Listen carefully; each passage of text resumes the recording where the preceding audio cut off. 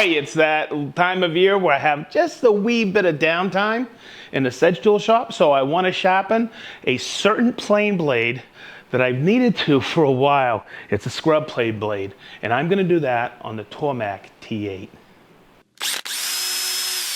So let's first talk about a scrub plane and the blade and the convex shape that it has. The part we have to concentrate is right from here to here. That's our cutting area. But you're going to notice it's convex. Most of the cutting will be from here to here, so we have to present that to the Tormek and rock it back and forth across that stone. And I will show you how to set up with the SVD 110 to accomplish this task. So the shape of this blade and the rotation of the stone, it's better if it rotates and the tool rest is in the vertical position. You could try it like this, but to keep the pressure or the blade from moving, the blade would be right here on the SVD 10 would be a little problematic, and I'll show you. So I'm going to take this and I'm going to put it on right here and just adjust it, rough adjustment, and turn it in, and that taper locks it on really stout. So this is the beginning of sharpening this iron for my Stanley number 40 scrub plane. And I want to get a good front edge on this blade. I got a Hawk blade for it.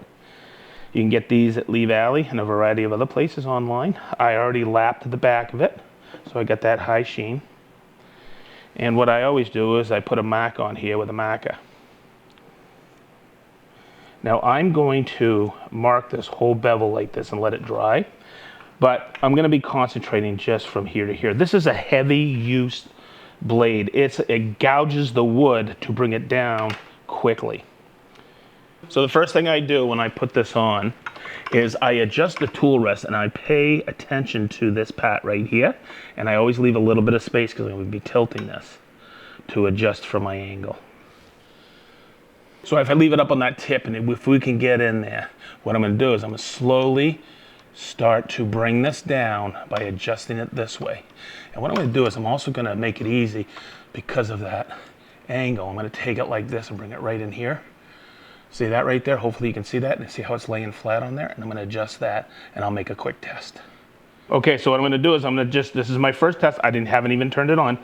And the reason I wanted the rotation of the wheel to come here and the tool rest in a vertical position, because this will hold it to the jig. So I'm just going to take it like this, just like that. And that's how I'm going to rotate it on here. And let's see, oh, look at that, from toe to heel. So that's what we'll do. And there's a lot of practice in this, but you know what? I really don't need that done right there or that done right there, but we'll see where we get with this. The only thing I want to do, and just doing that on there, because of how I lapped it here, I'm already starting to feel a slight burr. So let's turn it on and rock and roll. Okay, so what you want to do is you want to bring it down, and you're always holding it flat, and you're just doing a slight pivot. So there it is, I caught it. You see the water damming? And I'm going to go like this so I get a continuous dam across the front edge as I rock it like this. And that'll give me that consistent camber. And boy, I already have a major bevel burr on that. It is really good. So I'm going to just work that edge just because I'm a bit of a perfectionist.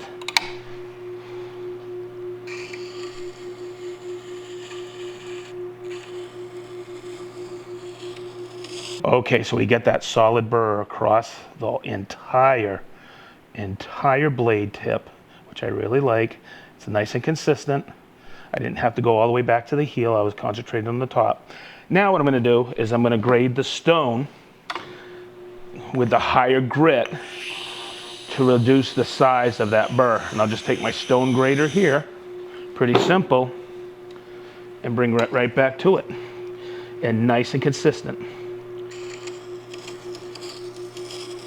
Just make sure you're holding on to that pretty good.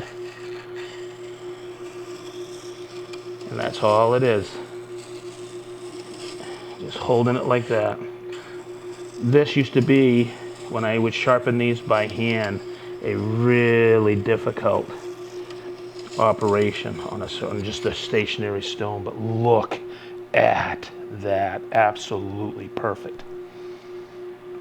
So now we're going to hone the back first. There's a burr all the way across, and I'm going to use this new rubber impregnated reel. Remember how I've shown you before in Tormek videos? You bring it like this, and then you start to, I call it surfing. And see, you can actually see it really good on this wheel. It's nice and consistent. And look at that. Oh my God, burr is gone. Okay, so now you gotta be patient with this. You gotta start here and then bring it up, and you can actually feel it starting to go. And I'm just gonna concentrate just on that front part there. Just like that. And I just put just a little water on this wheel to get it to go. And you can see how nice that is. So let's give it a test. Oh yeah, baby. That is wicked sharp. So that is the beginning of the refurbishing of my Stanley number 40 scrub plane. I hope this video has been good for you to watch to sharpen a scrub plane blade. And as we always say in a SedgeTool shop, be positive and stay sharp. Wicked sharp.